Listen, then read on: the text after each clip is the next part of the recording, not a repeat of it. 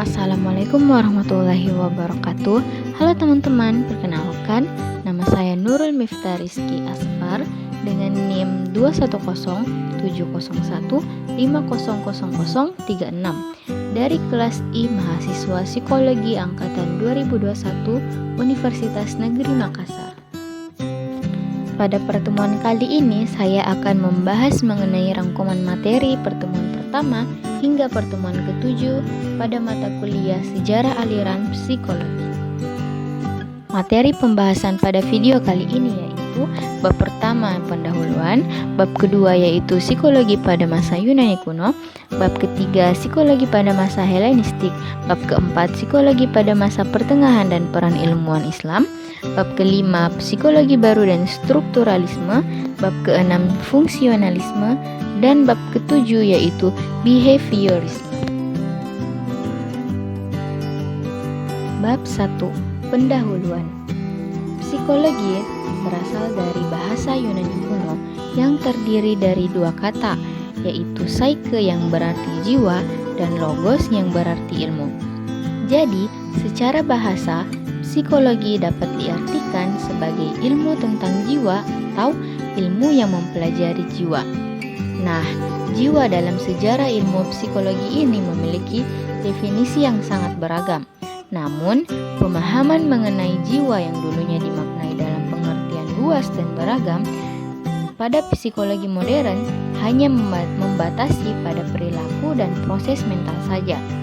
Nah, adapun manfaat mempelajari sejarah psikologi antara lain yang pertama yaitu memperkaya perspektif dalam memahami suatu masalah dan menstimulasi munculnya ide-ide baru pada mahasiswa. Yang kedua, memperdalam pemahaman mahasiswa mengenai psikologi dan memenuhi rasa ingin tahu mahasiswa mengenai suatu pemikiran tertentu.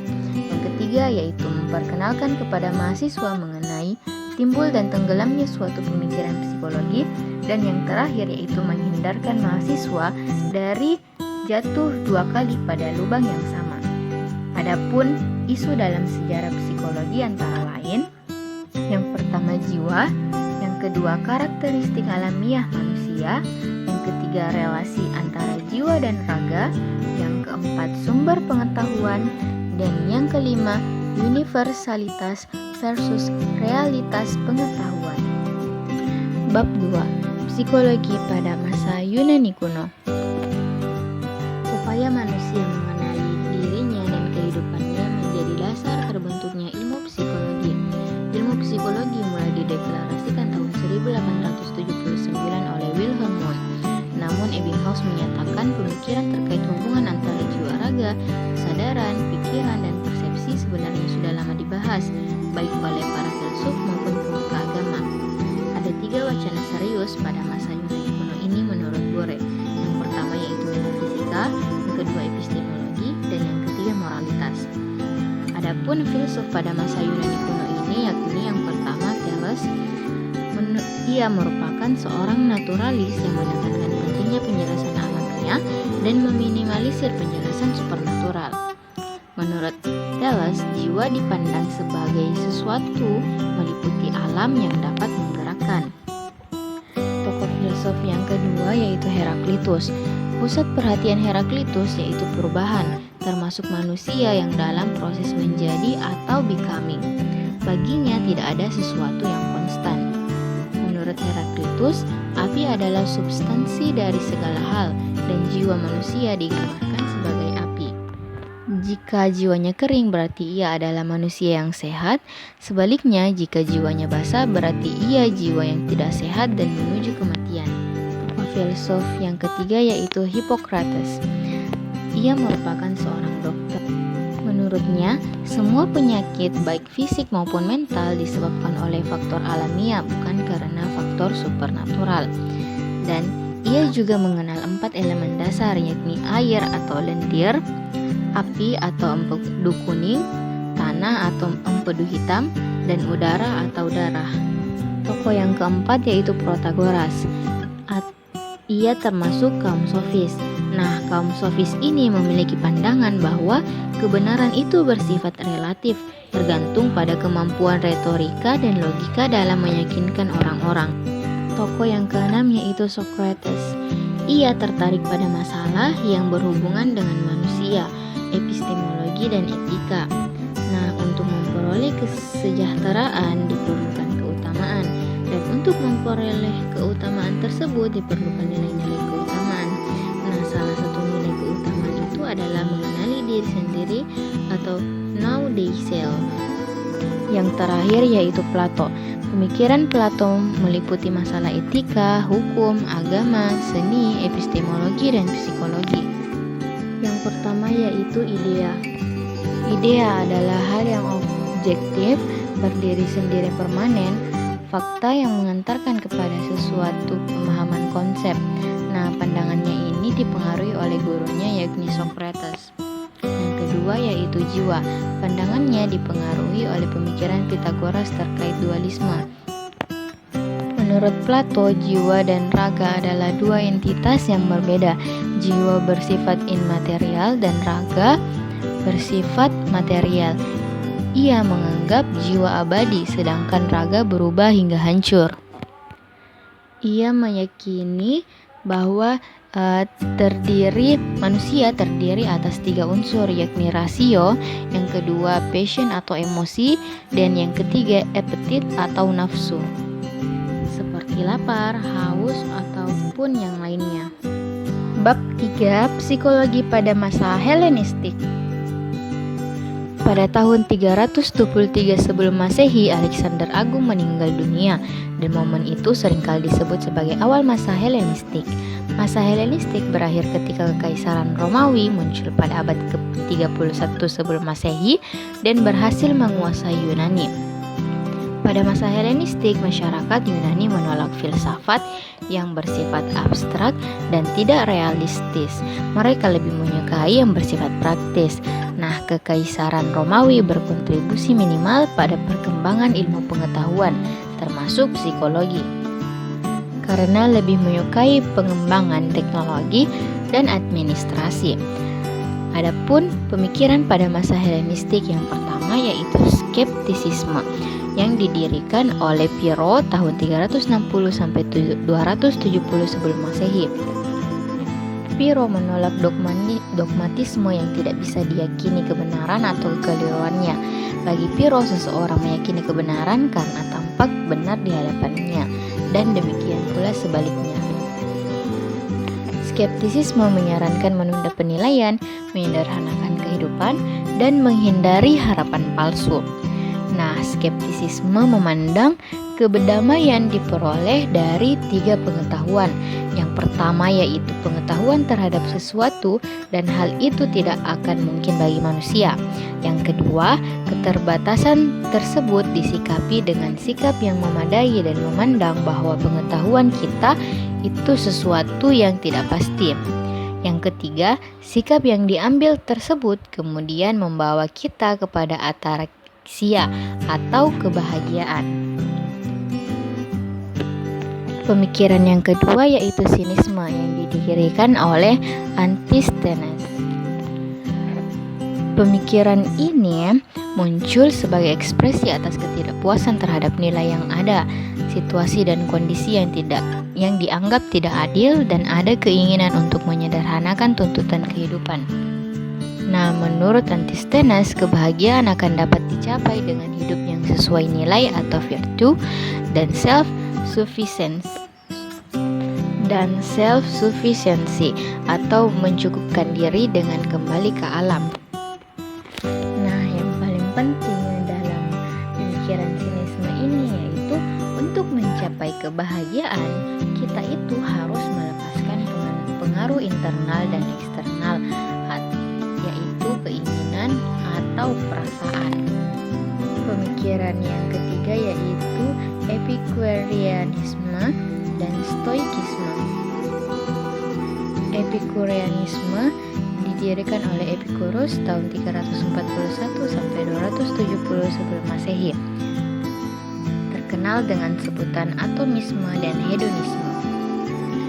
Epicurus menyatakan kebahagiaan atau hedonisme itu bukanlah kesenangan yang bersifat sementara. Ia hidup secara sederhana dan menghindari kehidupan yang glamor karena baginya itu hanya menyesal dan menderita. Nah, maksudnya ukuran kebahagiaan adalah sejauh mana manusia merasa nyaman dengan pilihan-pilihannya. Mengejar kesenangan yang ekstrim hanya akan menyebabkan yang biasa menjadi tidak biasa dan akhirnya akan menyebabkan penderitaan. Stoikisme didirikan oleh Zeno. Menurut Zeno, nilai yang utama adalah kehidupan yang sesuai dengan alam, sedangkan kepemilikan kekayaan dianggap kurang penting. Maksudnya manusia seharusnya itu hidup secara alamiah, menerima perannya dalam kehidupan sosial tanpa komplain. Dan kebahagiaan itu diperoleh jika hidup itu sesuai dengan kehendak alam. Nasib baik ataupun buruk itu seharusnya diterima saja. Selanjutnya, psikologi pada masa Kekaisaran Romawi. Tahun 500 sampai 470 sebelum Masehi. Nah, pada masa ini ada aliran yang disebut Neoplatonisme. Neoplatonisme ini merupakan aliran yang meneruskan ide-ide Plato yang menekankan pada aspek mistis dan mengurangi aspek rasional. Pada masa ini juga kurang bagus terhadap perkembangan ilmu pengetahuan, salah satunya psikologi. Mereka lebih tertarik pada perkembangan teknologi dan administrasi. Selain itu, ada pun tokoh-tokoh pada psikologi zaman Kekaisaran Romawi ini. Di antaranya yaitu Philo, yang kedua Galen, yang ketiga Plotinus, dan yang keempat yaitu Saint Augustine. Selanjutnya, masa kegelapan atau Dark Age. Abad pertengahan dimulai pada tahun 476 Masehi ketika kekaisaran hancur dan diambil oleh Kekaisaran Konstantinopel dan berakhir pada tahun 1453 Masehi. Pada awal abad pertengahan, perkembangan ilmu pengetahuan mengalami kemunduran dan rasionalitas tidak dapat berkembang dan tidak banyak kontribusi sehingga disebut sebagai zaman kegelapan atau Dark Age. Abad pertengahan ini dibagi menjadi 3. Yang pertama, awal abad pertengahan ditandai dengan mulai menurunnya ilmu pengetahuan. Yang kedua, pertengahan abad pertengahan ditandai mulai bangkitnya ilmu pengetahuan, dan yang ketiga, akhir abad pertengahan yang ditandai dengan munculnya gerakan pembaharuan. Bab 4. Psikologi pada masa pertengahan dan peran ilmuwan Islam. Eropa memasuki era yang disebut sebagai zaman kegelapan karena dogma agama pada masa ini lebih mendominasi daripada ilmiah. Namun berkembangnya ilmu oleh pemikir Islam justru mengalami puncaknya pada masa ini, yaitu abad ke-7 hingga abad ke-14. Adapun ilmuwan Islam yang berperan dalam psikologi pada abad ini yaitu yang pertama Al-Kindi, yang kedua Ar-Razi, yang ketiga Al-Farabi, yang keempat Al-Balkhi, yang kelima Ibnu Sina, yang keenam Ibnu Miskawayh, yang ketujuh Al-Ghazali, yang ke-8 Umar Ar-Razi, dan yang ke-9 Ibnu Rushd. Bab 5. Psikologi baru dan strukturalisme. Islam mengalami kemunduran pada tahun 1400-an dan otoritas gereja pun mulai mengalami penurunan. Namun di sisi lain, Eropa kemudian justru mengalami kebangkitan pada tahun 1450 sampai 1600-an atau biasa disebut dengan masa pencerahan atau Renaissance atau Enlightenment. Nah, Renaissance sendiri berarti terlahir kembali atau rebirth. Sebelum terlahirnya psikologi baru. Psikologi memiliki kemungkinan yang sangat kecil untuk dapat dijadikan sebagai ilmu pengetahuan. Menurut Immanuel Kant, jiwa manusia adalah realitas subjektif yang dimana tidak akan memberikan kepastian sebagai ciri utama dari ilmu pengetahuan. Dan hal yang senada pun diungkapkan oleh Auguste Comte. Menurutnya, metode dalam psikologi lebih banyak menggunakan introspeksi dan metode non-eksperimen. Ilmu psikologi tidak diperlukan lagi karena jiwa dapat dikaji dalam ilmu sosiologi atau dalam hal kajian perilaku dalam konteks sosial dan pada ilmu biologi atau untuk menjelaskan proses mental. Adapun peristiwa penting yang melatar belakangi lahirnya psikologi sebagai ilmu antara lain: yang pertama, tahun 1795 David Kinnerbrook dinilai keliru dalam mengamati pergerakan bintang di Royal Observatory, Greenwich, Inggris. Ada selisih pengamatan dengan atasannya, yaitu Neville Maskelyne. Kemudian, Wilhelm Basel melakukan penelitian dan berkesimpulan bahwa kesalahan Kinnerbrook tersebut disebabkan oleh perbedaan individual atau individual difference, bukan karena ketidakcermatan dalam mengamati pergerakan bintang. Nah, perbedaan individual ini mempengaruhi objektivitas pengamatan seseorang. Yang ketiga yaitu argumentasi empiris, pentingnya realitas subjektif atau persepsi. Nah, faktor psikologis ini harusnya menjadi bagian penting dalam ilmu sains. Dan yang terakhir, penelitian dari Wilhelm Basel dan peristiwa David Kinnerbrook ini menginspirasi sejumlah tokoh untuk melakukan penelitian lanjutan, seperti Hermann von Helmholtz, Gustav Theodor Fechner, dan Wilhelm Wundt. Tokoh yang berperan dalam psikologi baru, yang pertama yaitu Hermann von Helmholtz. Ia merupakan ahli pada bidang fisika, fisiologi, dan psikologi, dan juga merupakan ilmuwan paling terkenal di abad 19.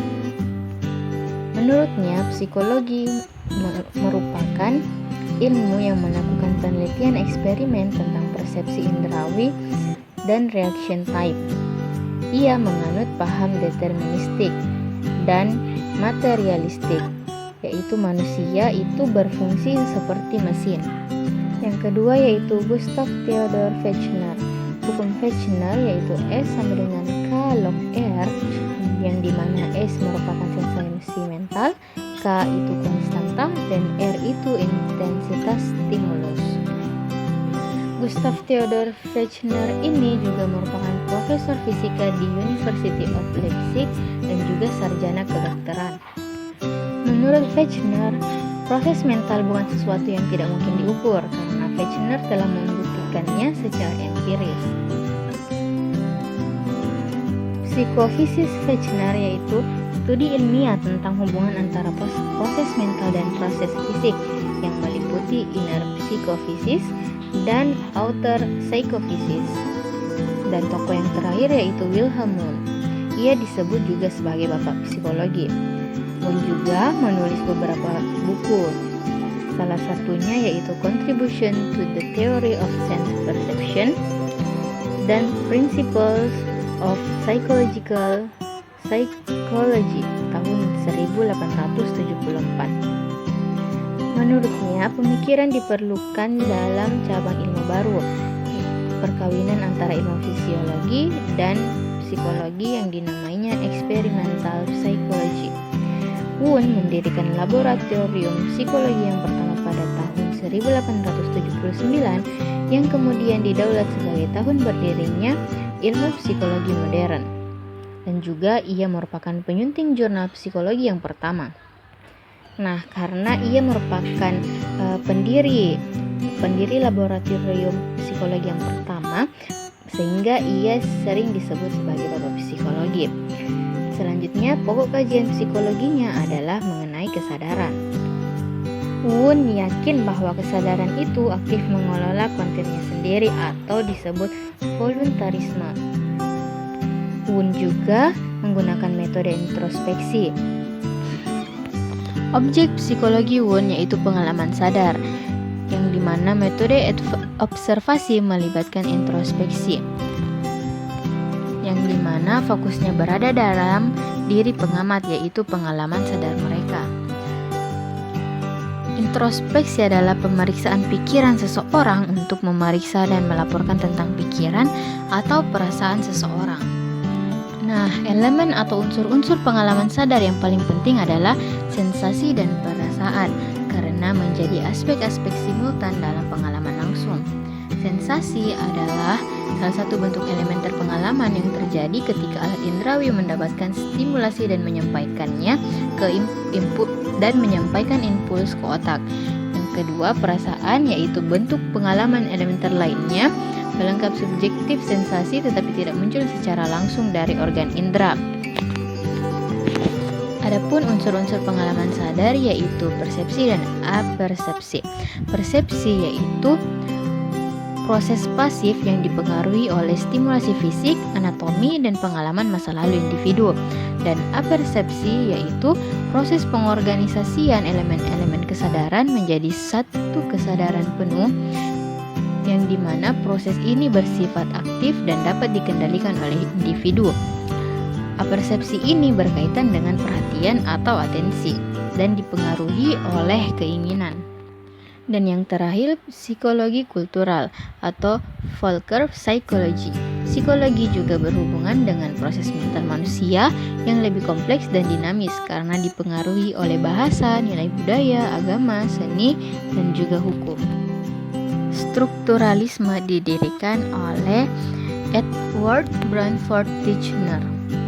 Adapun perbedaan fokus kajian Wundt dan Titchener yaitu Wundt berfokus pada elemen kesadaran dan Titchener berfokus pada struktur isi kesadaran.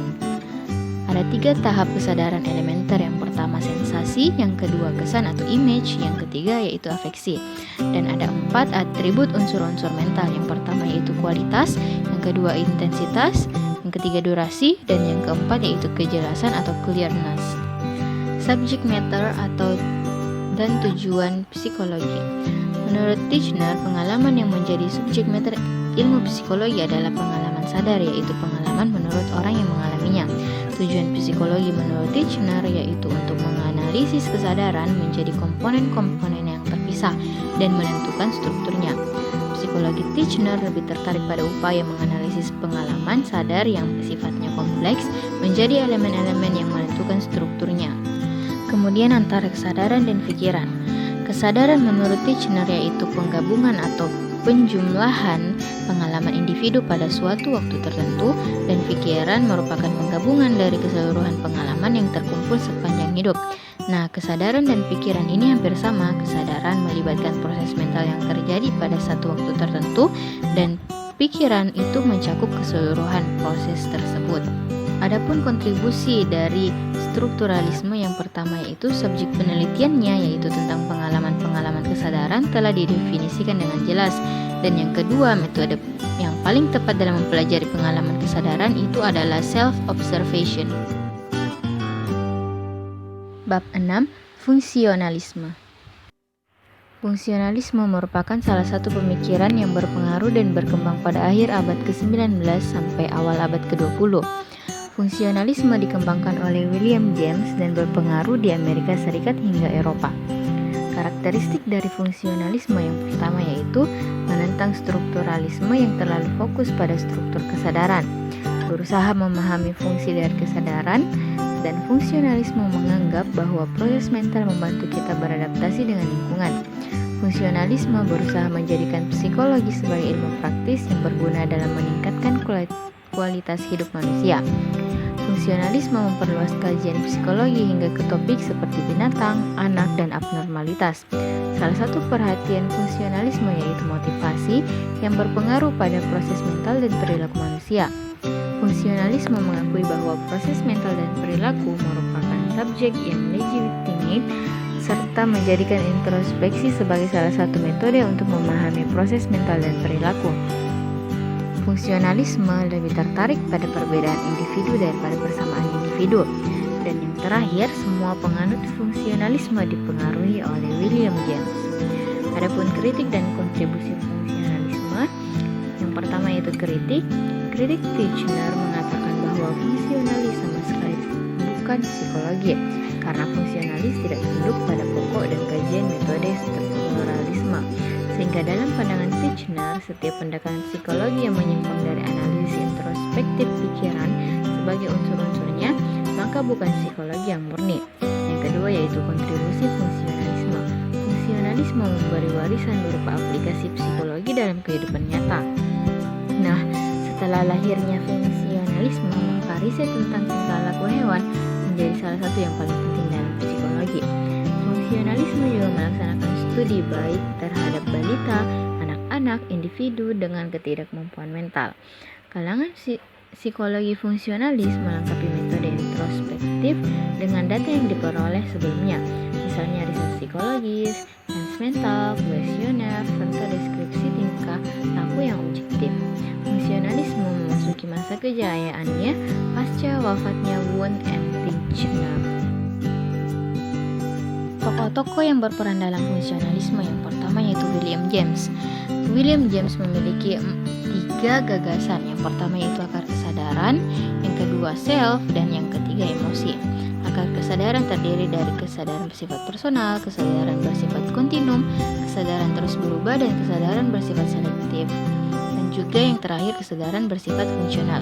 Dan self itu terdiri dari 3, yang pertama material self, social self, dan spiritual self. Nah, yang terakhir emosi. Pandangan James terkait emosi yaitu reaksi fisiologis keringat dingin ataupun lari lebih dulu muncul baru kemudian emosi. Nah, pandangan James ini kontroversial tapi dikuatkan dari pandangan ahli fisiologi Carl Langer hingga menjadi teori James Lange Theory of Emotion. Tokoh yang kedua yaitu Hugo Münsterberg. Terdapat 3 kontribusi Hugo Münsterberg ini. Yang pertama yaitu klinis dan psikoterapi, yaitu masalah kejiwaan, disfungsi seksual, fobia, kecanduan obat dan alkohol. Yang kedua forensik, penelitian mengenai saksi yang dipengaruhi karena kesan indrawi, sugesti, stres dan faktor lainnya. Dan juga menulis buku On the Witness Stand. Ketiga yaitu pada bidang industri. Ia menulis buku psikologi industri yang pertama kali yaitu Psychology and Industrial Efficiency pada tahun 1913. Tokoh yang ketiga yaitu John Dewey. Gagasan utama John Dewey yaitu kritiknya terhadap elementarisme yang membagi pengalaman secara terpisah antara stimulus dan juga respon. Bagi Dewey, stimulus dan respon adalah hal yang padu dan satu tujuan. Adapun rangkaian stimulus S dan respon atau R tersebut harus dilihat secara utuh dan saling berkaitan sebagai upaya manusia menyesuaikan diri dengan lingkungannya. Tokoh yang keempat yaitu John Micken Cattell. Cattell berpandangan bahwa karena psikologi tidak seperti ilmu fisika, maka psikologi akan sulit mendapatkan kepastian dan keakuratan. Oleh karena itu, psikologi harus menggunakan eksperimentasi dan pengukuran. Psikologi akan bermakna jika dapat berguna dalam kehidupan sehari-hari. Yang kedua, Cattell menjadi terkenal karena upayanya mengaplikasikan psikologi dengan mengukur aspek-aspek psikologis atau mental test. Dengan demikian diharapkan berguna pada dunia pendidikan dan juga industri. Bab 7. Behaviorisme. Behaviorisme berfokus pada perilaku dan menekankan pada peran stimulus yang ada di luar manusia. Perilaku yang dapat diamati merupakan subjek matter ilmu psikologi, dan G.B. Watson dianggap sebagai pendiri behaviorisme ini. Perkembangan behaviorisme yang pertama yaitu behaviorisme radikal. Behaviorisme radikal berfokus pada perilaku yang disadari dan juga menggunakan metode eksperimental dalam menjelaskan perilaku. Adapun tokoh-tokoh dalam behaviorisme radikal ini meliputi yang pertama Ivan Petrovich Pavlov, yang kedua John Brodus Watson, yang ketiga Edward Lee Thorndike, yang keempat Vladimir M. Bekhterev, dan juga selanjutnya neo-behaviorisme, yaitu perpaduan antara behaviorisme dengan positivisme, yaitu sebuah teori dikatakan benar jika bersumber dari 2 hal, yakni sains empiris dan sains teoritis. Adapun tokoh-tokoh pada perkembangan neo-behaviorisme ini, yang pertama ada Edward J. Tolman yang memiliki 2 pemikiran. Yang pertama yaitu purposive behaviorisme, yang kedua yaitu intervening variable. Tokoh yang kedua yaitu Clark Leonard Hull. Tokoh yang ketiga yaitu Edwin Ray Guthrie. Dan tokoh yang keempat yaitu B.F. Skinner. Terdapat dua pemikiran dari Skinner, yang pertama itu operant conditioning, yang kedua itu schedule of reinforcement. Adapun terapi yang berorientasi behavioristik, yang pertama itu modifikasi perilaku, dan yang kedua yaitu ABA atau Applied Behavior Analysis. Di sini saya juga mengutip salah satu kata-kata dari Socrates, yaitu true knowledge exists in knowing that you know nothing, yang artinya kebijaksanaan yang sejati adalah mengetahui bahwa kamu tidak tahu apa-apa. Dan yang terakhir, kutipan dari kata-kata Abu Hamid Al-Ghazali, hiduplah kamu bersama manusia sebagaimana pohon yang berbuah. Mereka melemparnya dengan batu, tetapi ia membalasnya dengan buah. Sekian dari pemaparan materi saya. Kurang dan lebihnya mohon dimaafkan. Wassalamualaikum warahmatullahi wabarakatuh. And thanks for watching.